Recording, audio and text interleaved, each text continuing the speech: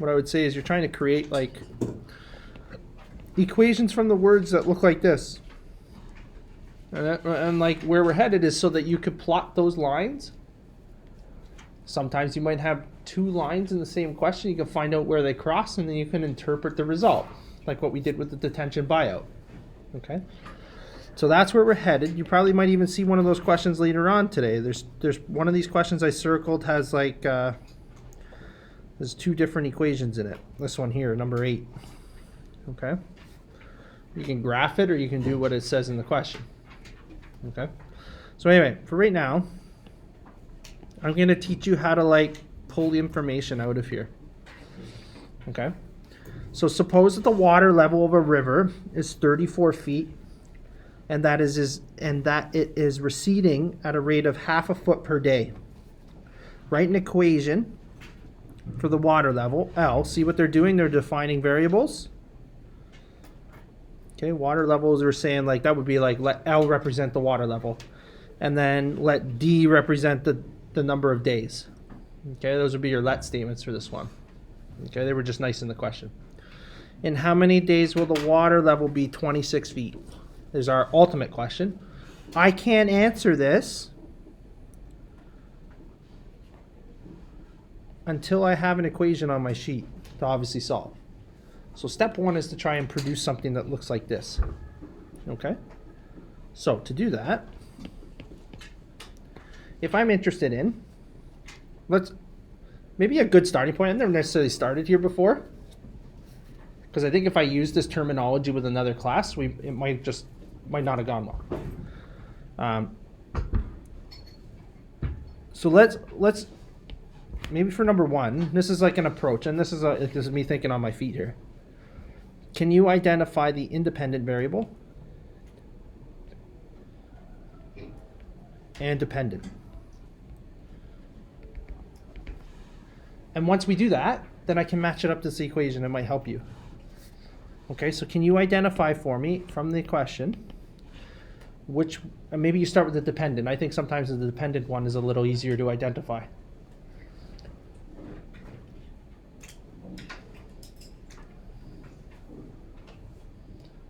Elizabeth? Say that again? The water level. The water level is the dependent one? What does the water level depend on? Elizabeth? The number of days, right? And so I might choose to start there, right? So I'd say, okay, the dependent variable is going to be the water level. And then the independent variable might be as per usual, time, but it's measured in days this time, okay? So in the past, we've always said when I draw a grid, X and Y, what goes where? Elizabeth? Okay, so I would say the independent goes here, and the dependent goes on the Y. So that means dependent is Y and X is independent. So if I'm trying to create an equation with the variables that have been provided to me in the question, you know, I'm going to try and fit them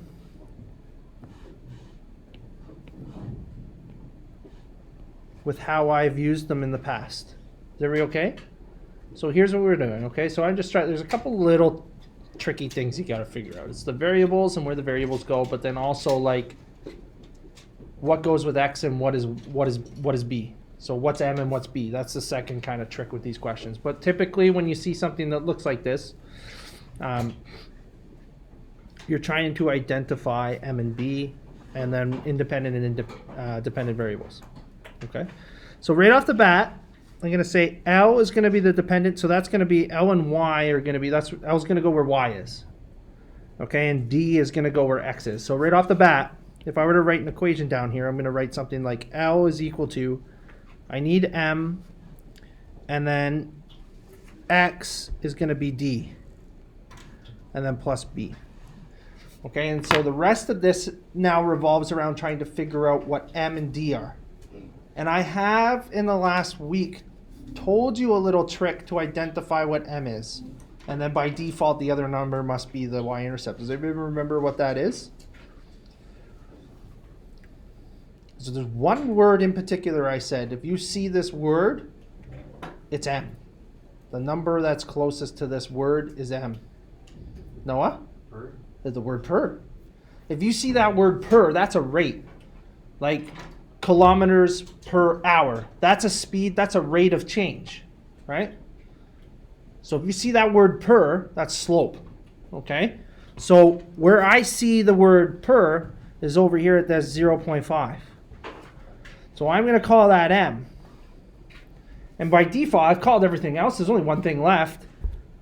It's your starting value. Where's the river start? 34 feet. Okay, so now I can create an equation by just plugging in the rest of the information. So I'm going to get something that looks like this. L is equal to, M is 0.5, D plus 34.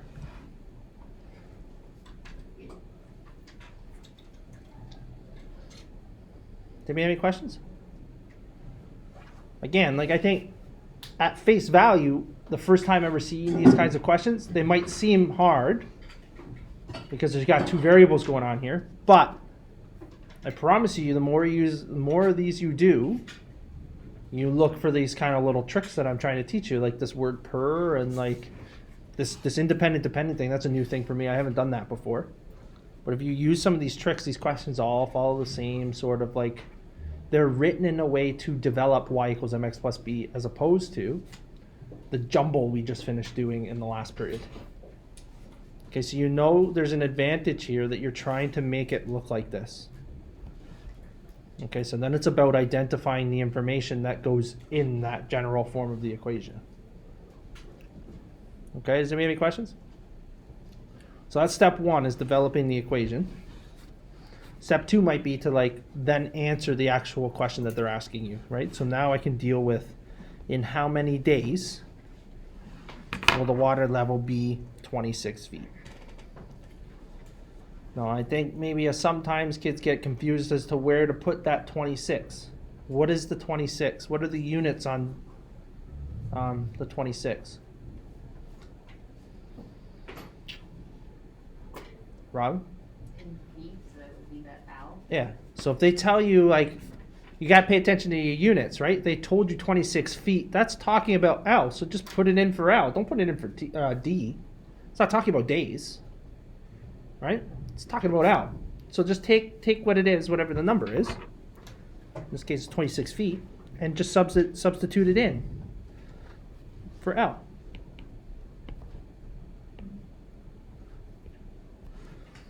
And then we're just in the position of solving again.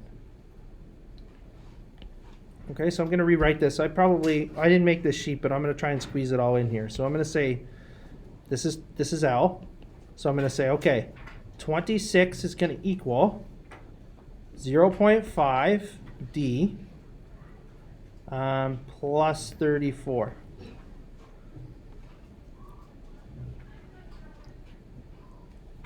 I hope you're going to answer my question or my intentional mistake.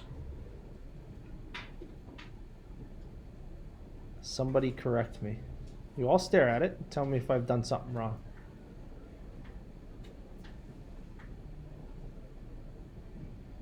I'm going to give Vincent a go here. Shouldn't 0.5 be negative? 0.5 should be negative. Why should it be negative? Greer? It's receding, and the word receding means losing. Okay?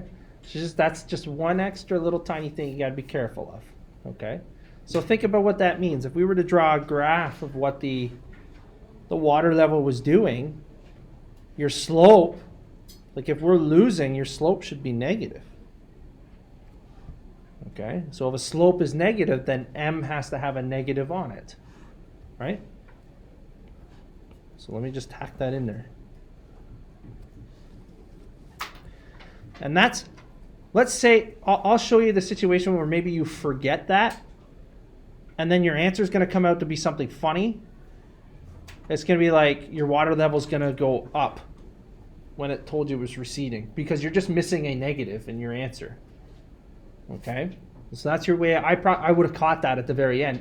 Had I missed it, your answer would come out to be this big number, or bigger than 34, not big number, bigger than 30, wherever we started, 34 feet. At which point you're like, well, I thought the water was receding. How did it get bigger? You forgot a negative. Okay? So just like, it's okay, don't get in the habit of just writing down answers on your page. I think that's another like error that kids make as they go through school. They get used to just following processes and they don't actually interpret the result that they get. Okay, so at the very end, just make sure that, like, compare it against where you started versus where you are now, and make sure that your answer makes sense. Okay, I actually think for this one you would have gotten like a negative number without that other negative, which doesn't make any sense, right? That's a, what are you gonna, that doesn't make any sense. Okay, so let's just solve this as per usual, and then we're good. Okay, and then I'll hit stop.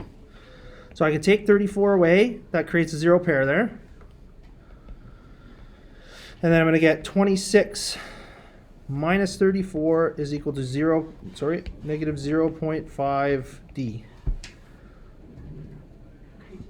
So 26 take away 34 should be negative 8. There we agree. That has to equal negative 0.5d. Now, if some of you are struggling with the 0.5, what's another way to write 0.5? Like, how do I get rid of the 0.5 on the right? Is my question. This might, and this is why I'm asking this question, it might not be blatantly obvious. Dealing with decimals is different than dealing with fractions. The fractions are just verbatim. You just do the opposite of what's there. But to get rid of a 0.5 is a different conversation than to get rid of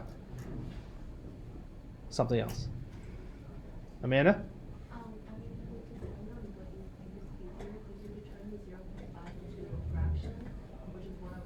Yes. Or you could also multiply both sides by 2 and 0.5 into a 1. And yeah, you just multiply. Okay, so there are certain, unless you actually know the fact that, like, if you, and maybe some of you don't know this, if you took 0.5 and multiplied it by 2, that's basically saying half of 2 is 1. So to get rid of a decimal like that, you can multiply 0.5 by 2. And if that's not obvious to you, hopefully the fact that like 0.5 can be written as a fraction as 1 over 2. Right? So I could rewrite this question. If you got to this point and you were stuck, you're like, I don't know how to get, there's a decimal there. How do I deal with that? Well, you could do this. Negative 8 could equal negative 1 by 2 d. How do we get rid of fractions like that? Just multiply by whatever the denominator is. So in this particular question, I could multiply both sides by, is it 2, or am I going to multiply by what? Let's do 2. Well, I'll do this in a couple steps. So I can get rid of the 2's, right? And so negative 16 is going to equal negative d. How do I get d by itself? We all see that? Okay, I'll zoom in. Okay, how do I get d by itself? Well, there's a negative 1 attached to the d, so divide both sides by negative 1. d equals 16. Okay, so then if you had more room, obviously you'd have more room on a test. I'm not going to make you cram all this in there. So on a test, I would want to see, like, therefore, it would take 16 days to reach 26 feet. Okay? If you guys need to pull out paper to do these questions, that's all right. Do we want, I'll hit stop there and I'll do another one if you want.